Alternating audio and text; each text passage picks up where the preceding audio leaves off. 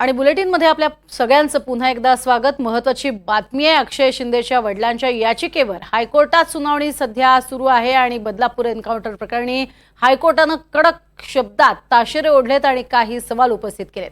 पिस्तूल होती की रिव्हॉल्वर, हा पहिला सवाल न्यायालयानं उपस्थित केला। तुम्हाला माहिती आहे का पिस्तूल कशी वापरायची?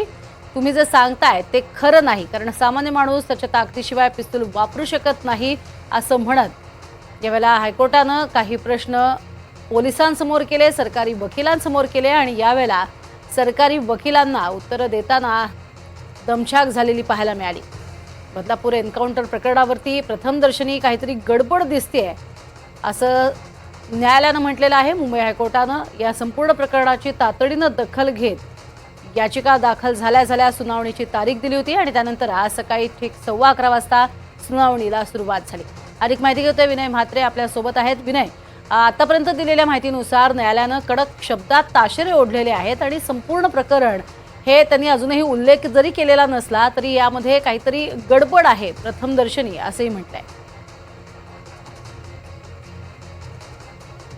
नक्कीच आपण जसं प्रज्ञा मगाशी म्हटलं की जसे न्यायालयाने जे ताशेरे ओढले त्याच्या मागची कारणं देखील त्याची त्यामध्ये आहेत।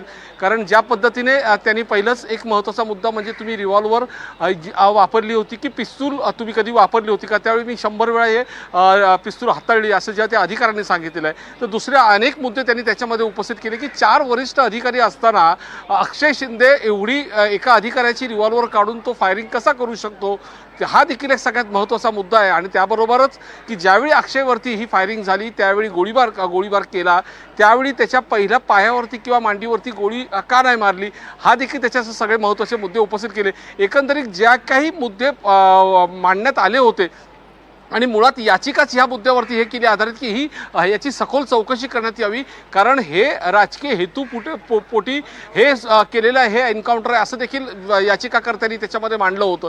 त्यामुळे जे संशय त्यांच्याकडून याचिकाकर्त्यांकडून व्यक्त केले गेले होते त्यावरती न्यायालयाने जे प्रश्न उपस्थित केले होते त्याला फारसे उत्तरं समाधानकारक मिळाली नाही किंवा त्या एव्हिडन्सवरती ती उत्तरं देण्यात आली नाही। त्याचमुळे न्यायालयाने थेट पोलिसांच्या एकंदरीत कार्यपद्धतीवरती किंवा ह्या सगळ्या प्रकरणावरती ताशेरे ओढलेले आहेत आणि त्यांनी त्याच्यावरती नाराजी देखील व्यक्त केलेली आहे। आणि प्रज्ञा, आता पोलिसांनी एवढंच नव्हे तर ज्या संजय शिंदेनी एन्काउंटर केलेलं आहे त्यांच्यावरती गुन्हा दाखल का नाही केला, हा देखील सगळ्यात महत्त्वाचा कोर्टाने त्यामध्ये म्हटलंय। तर एकंदरीत या सगळ्या प्रकरणाची चौकशी करताना कुठे आपण जर पाहिलं तर न्यायालय ह्याच्यावरती पूर्णपणे नाराज असल्याचं त्यावरून दिसतंय। प्रज्ञा, अगदी या संपूर्ण प्रकरणात ज्या पद्धतीनं पोलिसांवरती प्रश्नचिन्ह उपस्थित केलं गेलं त्यावरनं पोलिसांची कारवाई ही संशयास्पद आहे असं म्हणायला वाव असल्याचं खरं तर कोर्टानं सुतोवाच केलेला आहे। या प्रकरणामध्ये आता पुढची तारीख नेमकी कधी दिली जाणार आहे आणि या संदर्भात संपूर्ण प्रकरणावरती पोलिसांकडनं आता कशी तयारी केली जाणार, कारण 4 पोलीस जे सोबत होते सगळ्यांचे जबाब आता नोंदवले जातील।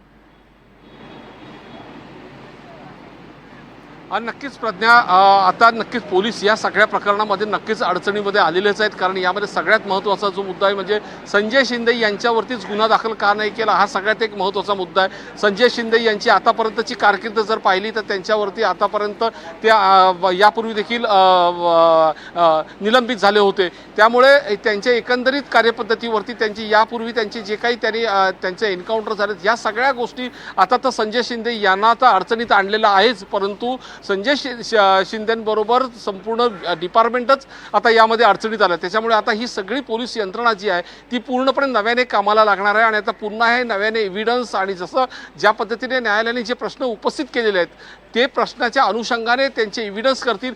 जसं आता तो ज्या स्पॉटवरती म्हणजे जे मुंब्रा बायपासवरती ही घटना घडली ते आता सील करणं असेल किंवा त्याचं रिव्हॉल्वरती जे बोटाचे ठसे आहेत तर त्याचा अहवाल जो असेल तो तात्काळ न्यायालयात सादर करणे, ह्या अशा अनेक गोष्टी आता पोलिसांना तात्काळ कराव्या लागतील आणि ते त्यांना आता बंधनकारक पण देखील आहे। आणि आता त्याकरता पोलीस नुसते एव्हिडन्सच नाही तर आता एक तज्ज्ञ वकिलांचे देखील त्यामध्ये आता सरकारकडून प्रयत्न असणार की मोठे वकील त्यामध्ये लावण्याचा प्रयत्न आता होणार आहे। आणि एकंदरीत पोलीस आता ह्या सगळ्या प्रकरणानंतर कुठेतरी अडचणीत आलेले आहेत आणि त्यांच्या कार्यपद्धतीवरती प्रश्नचिन्ह निर्माण झाल्याने ते आणखीन आता जोमाने या सगळ्या प्रकरणाचे एव्हिडन्स जमा करण्यासाठी कामाला लागतील। प्रज्ञा, अगदी विनय, सगळ्यात महत्त्वाचं, विरोधकांनी सुद्धा अनेक प्रश्न उपस्थित केलेले होते, कारण विरोधकांमध्ये सुद्धा काही वकिलाचे अभ्यासक आहेत किंवा ज्यांनी अभ्यास केलेला आहे या संपूर्ण न्याय प्रक्रियेचा. त्यामुळे अशा स्वरूपाचे प्रश्न जे आहेत ते सुद्धा आपण कोर्टाकडनं विचारले गेलेले पाहत आहोत.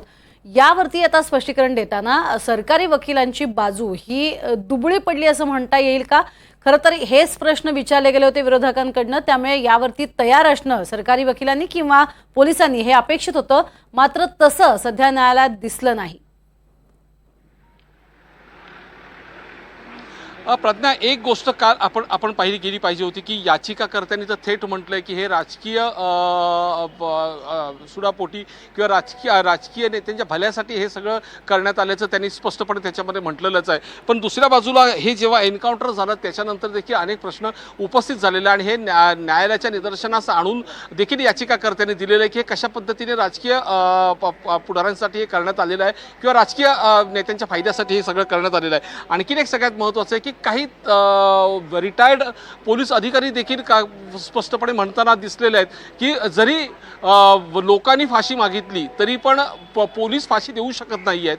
संविधानाच्या अनुषंगाने त्यांना त्यांच्या तपासामधून किंवा न्याय प्रक्रियेमधून सगळ्या गोष्टी समोर आल्यानंतर त्या पुढचा निर्णय असतो. त्यामुळे लोकांनी मागणी केली म्हणून आणि त्याच्यानंतर हा प्रकार झाला, त्याच्यामध्ये त्याचा मृत्यू झाला आणि तो एन्काउंटर त्याला म्हणणं हे देखील सगळ्यात मोठी चूक असल्याचं काही वरिष्ठ अधिकाऱ्यांनी देखील, जे रिटायर्ड अधिकारी आहेत त्यांनी देखील म्हटलं.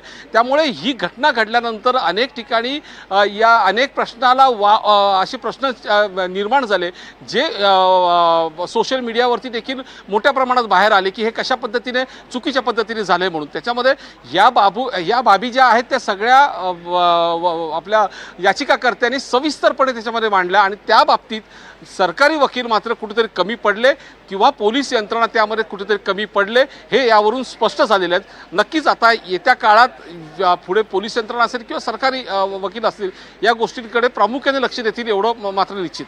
प्रज्ञा, नक्कीच विनय, तुर्तास धन्यवाद या संपूर्ण सविस्तर माहितीसाठी.